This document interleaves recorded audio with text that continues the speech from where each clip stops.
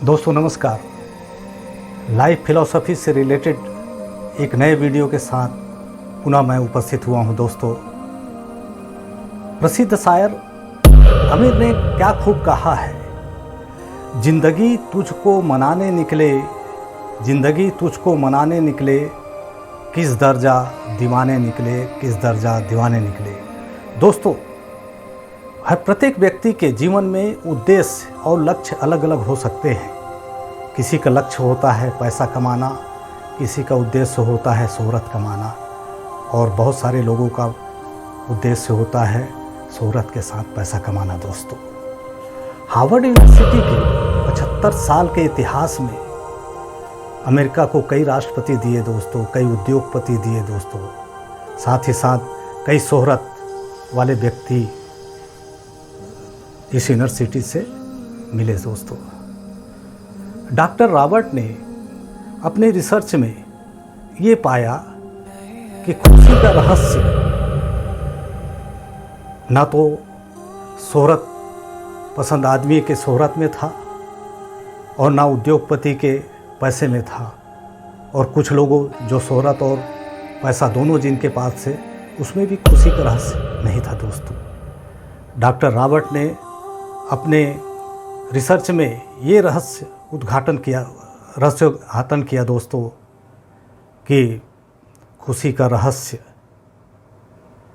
Good relationship में, अच्छे ताल्लुकात, और यही अच्छे ताल्लुकात जीवन में हमको आनंद और अच्छा स्वास्थ्य देता है। दोस्तों, आधुनिकता के दौर में खुशी आधुनिकता के साथ भग गई है। दोस्तों, गाहे बगाहे हम परिवार फंक्शन में या फिर मित्रों से मुलाकात में या वैवाहिक कार्य में या धार्मिक संस्कार के कार्यों में किसी न किसी शक्ल में इसी खुशी को समेटने का प्रयास करते हैं दोस्तों, और मिलता भी है, लेकिन वो आंशिक एवं क्षणिक होता है। दोस्तों, आधुनिकता के इस दौर में चाहे वैवाहिक कार्यक्रम हो या फिर धार्मिक कार्यक्रम, ड्यूरेशन बढ़ा दिया गया है, लोगों को बुलाने की संख्या भी कम हो गई है। दोस्तों, बावजूद इसके हम लोग किसी न किसी दृष्टिकोण से खुशी को समेटने का प्रयास करते हैं। दोस्तों,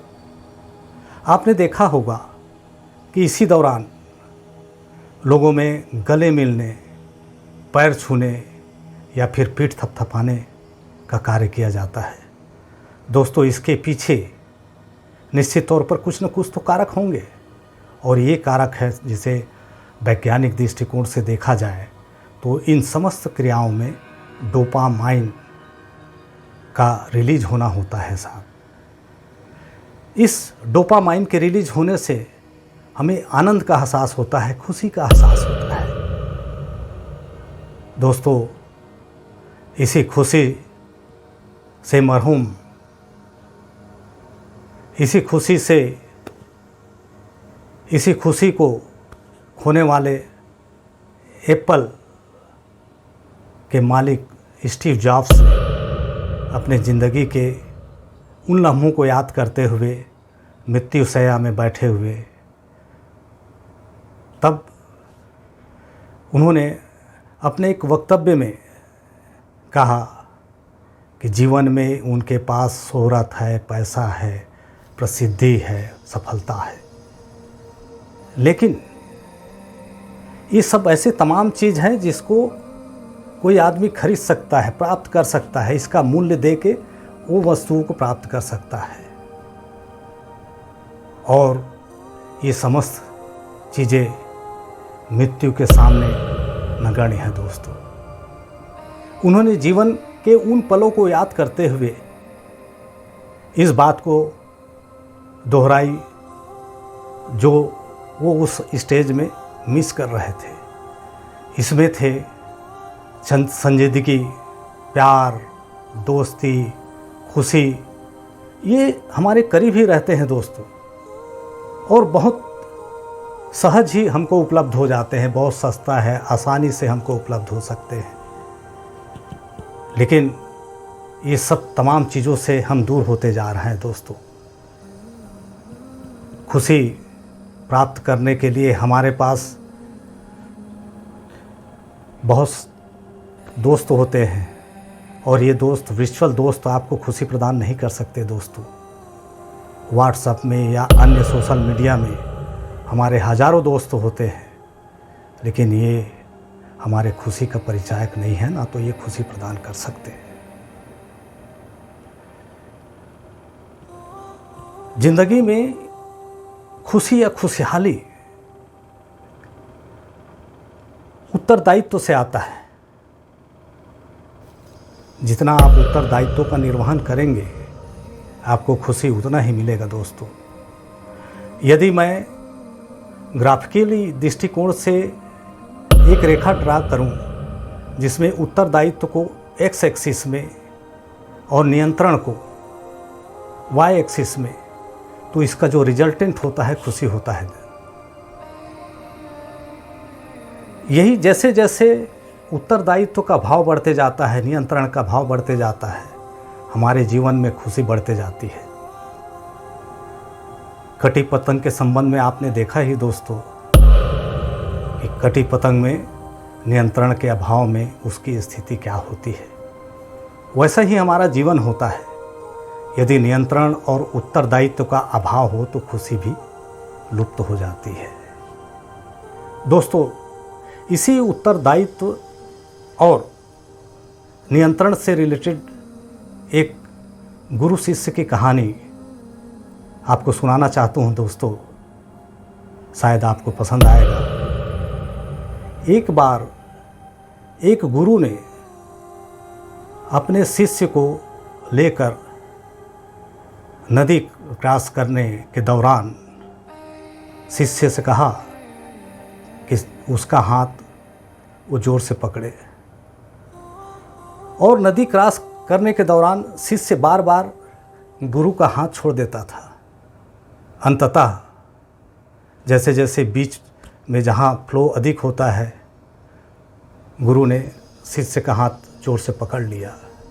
उसके बाद आसानी से नदी क्रॉस कराई, और नदी क्रॉस कराने के पश्चात उन्होंने शिष्य से पूछा कि मैं बार बार हाथ दे रहा था, बार बार क्यों छोड़ देते थे?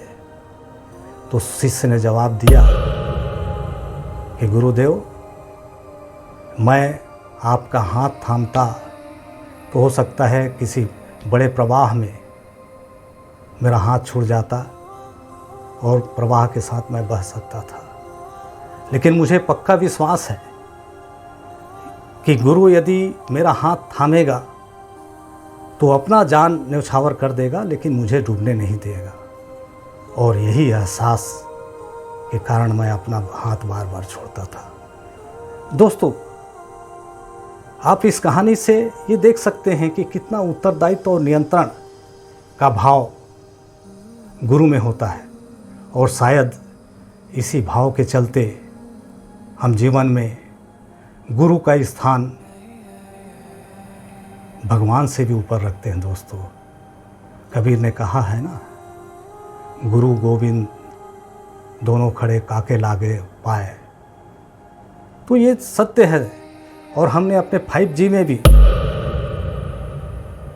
फर्स्ट जी को गुरु के समतुल्य माना है, और यही गुरु हमारे जीवन में उत्तरदायित्व के साथ नियंत्रण का भी भाव देते हैं, और हम जहाँ भी रहते हैं उसमें उनकी महती भूमिका होती है। दोस्तों, इसी से रिलेटेड चंद सवाल मेरे जहन में आ रहा है। हम खुशी से महरूम होते जा रहे हैं,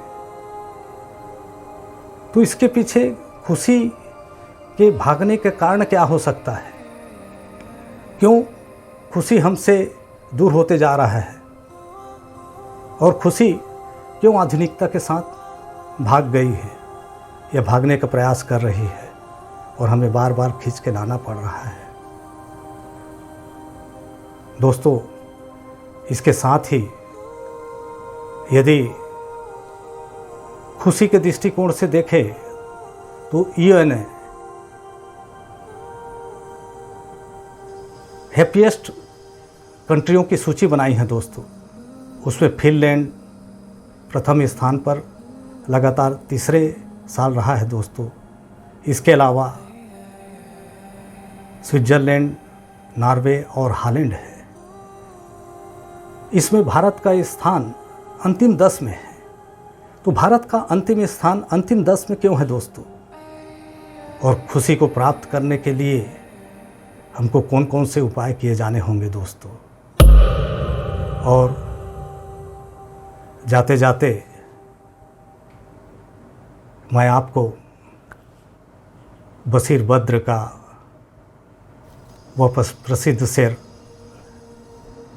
जिसमें उन्होंने फरमाया था, उजाले अपनी यादों